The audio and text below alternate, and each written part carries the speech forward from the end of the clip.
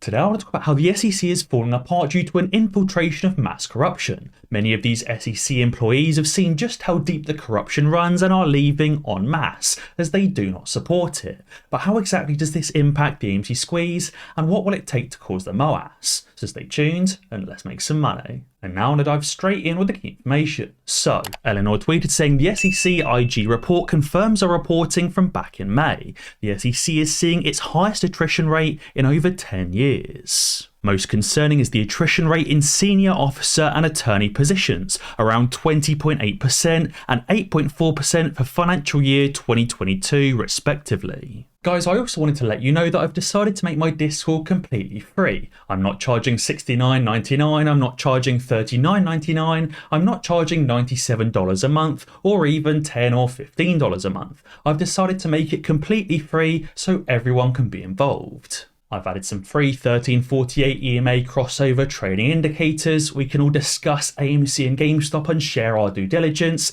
And we can also talk about off-topic conversation like going to the gym, talking about cars or what we're going to purchase after the mother of all short squeezes. So I've updated the link down in the description below to a free Discord link so you don't have to pay a monthly fee to be part of an ape community, to trade with 1348 indicators, or to discuss AMC and GameStop.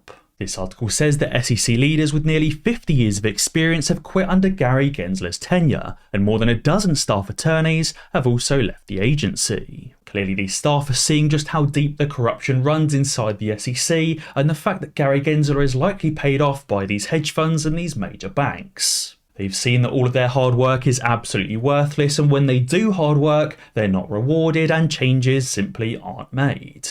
Many of these staff members are spending hours, days, weeks, months, and even years investigating certain cases for it just to be thrown out at the last hurdle. And obviously many of these employees are simply fed up of the corruption and they're taking their skills elsewhere and they're leaving the SEC.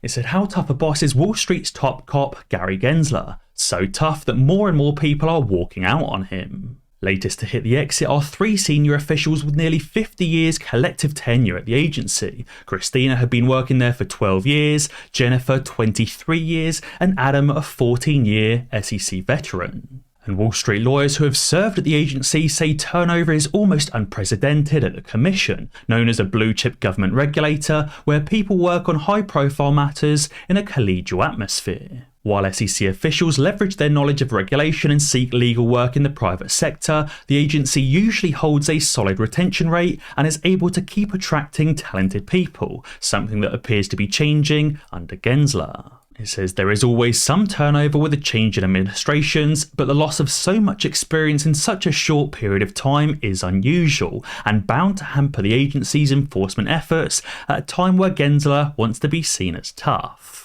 And on top of that, as Tom tweeted, he said a new investigation into Gary Gensler's regime at the SEC found that peak staff occupancy across all SEC buildings this year has averaged a mere 7%. That means 93% of staff are working from home or are simply just not turning up for work. Only 7% of the SEC staff are actually in the office. And he asks why the taxpayers funding hundreds of millions of dollars of SEC office space when no one is showing up to work. Clearly Gary Gensler has allowed them all extended leave, saying, guys, you don't have to do any work because we're not going to crack down on any Wall Street firms. He says, guys, we're all paid off here, so no one needs to do any work. We'll just keep allowing these hedge funds and these market makers and these Wall Street banks to do whatever they please. It seems all of this is really starting to link together. There's only 7% of SEC staff actually in the office, and around 20% of SEC staff at senior levels have already walked out. And Crystal Ball has tweeted some evidence of this corruption running even further, as he tweeted saying the SEC actually allows hedge fund managers to apply for exemptions to report 13F filings.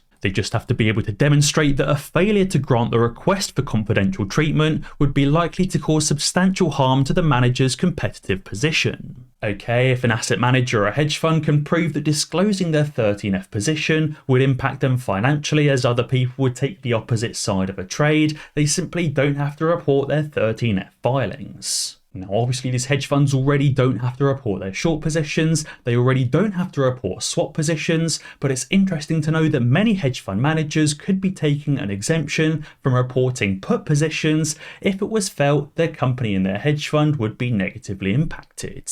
It says here that a manager should make requests for confidential treatment of information reported on this form in accordance with Rule 24B-2 under the Exchange Act. If a manager requests confidential treatment with respect to information required to be reported on Form 13F, the manager must file in paper with the Secretary of the Commission an original and 4 copies of the Form 13F reporting information for which the manager requests confidential treatment. Basically saying they can avoid disclosing specific individual positions, but still report their remaining positions in their 13F filing. They don't have to be completely exempted from filing their entire 13F, they can just be exempted from filing specific individual positions. And on top of that, they can request confidential treatment on more than one holding of securities, providing they can justify or identify a class of securities together. For example, they can be exempt from disclosing all meme stock put positions, providing they can group them and class them all as meme stocks. So there could actually be many more put positions on AMC and GameStop compared to what we're actually seeing in the 13F filings, if many of these hedge funds have requested this confidential information. And on top of that, as Hang Loose tweeted, he said, "Remember when Gary suspended CAT from going live for another 2 years?" He said, "Remember when Gary pushed it back not once, but 2 separate times?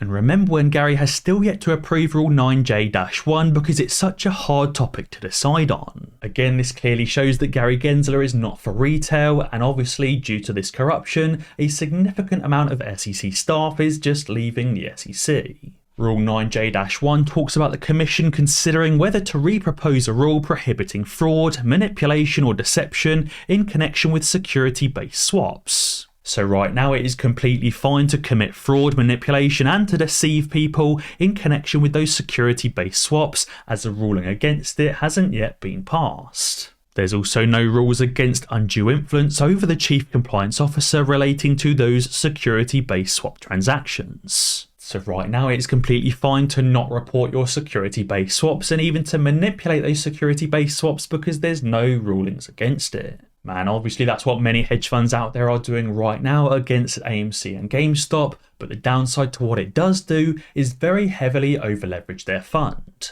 We obviously saw this with Archegos as they were very heavily over-leveraged as a result of these security-based swaps and ended up imploding. And as the market continues crashing, it won't be long until many of these other hedge funds also end up imploding as a result of these over-leveraged, manipulated and fraudulent security-based swaps. And while the plunge protection team can temporarily bail out the market, what the plunge protection team can't do is prevent an all-out recession and an all-out economic crisis. As Peter tweeted, he said consumer savings are estimated to have fallen from $6.5 trillion in 2020 down to only $650 billion, a 90% drop.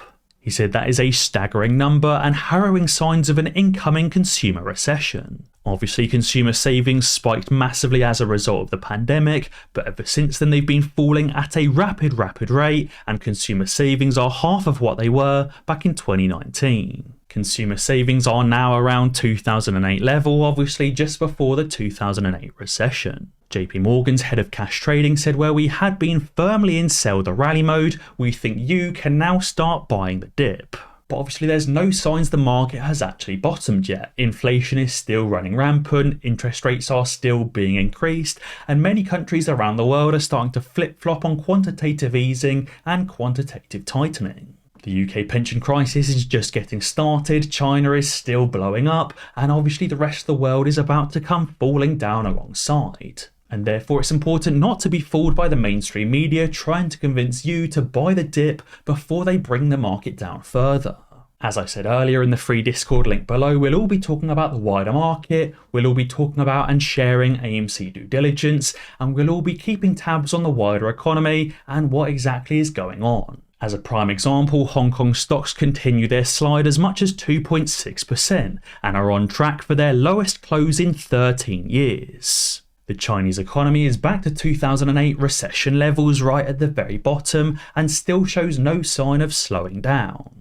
As I've said in many of my previous videos, the Chinese economy is likely a few months ahead of the US economy, and therefore the US economy also shows no signs of slowing down and is likely to fall significantly further, and therefore buying the dip right now is likely not a very good idea. And finally, Unusual Wells has tweeted saying, just in, Deutsche Bank has fired more than 20 junior bankers as well as a handful of senior employees this week as deal-making activity dries up and the German lender prepares for a potential downturn. This is obviously very similar to the Phil Margin call, where they basically go around firing half the people in the office just before a massive crisis. And as Bigham's tweeted, he said, Credit Suisse, Deutsche and UBS are the big three we've been watching. TikTok. And therefore it seems the wider market is going to continue falling and that buying the dip right now is probably not a good idea, as the market is very likely to continue crashing, causing the AMC squeeze. And obviously, while the plunge protection team can bail us out temporarily, continuing to buy S&P 500 call options to pump the market, they can't do it indefinitely and they can't avoid a full-out recession. But guys, be sure to let me know what you think down in the comments below. And as always guys, be sure to ding that notification bell, because that way you'll be alerted when I upload a new video. Cheers. And if you haven't already, be sure to sign up to Moomoo right now using the link in the description below. You can currently get 15 free stocks worth up to $2,000 each, a whopping total of up to $30,000.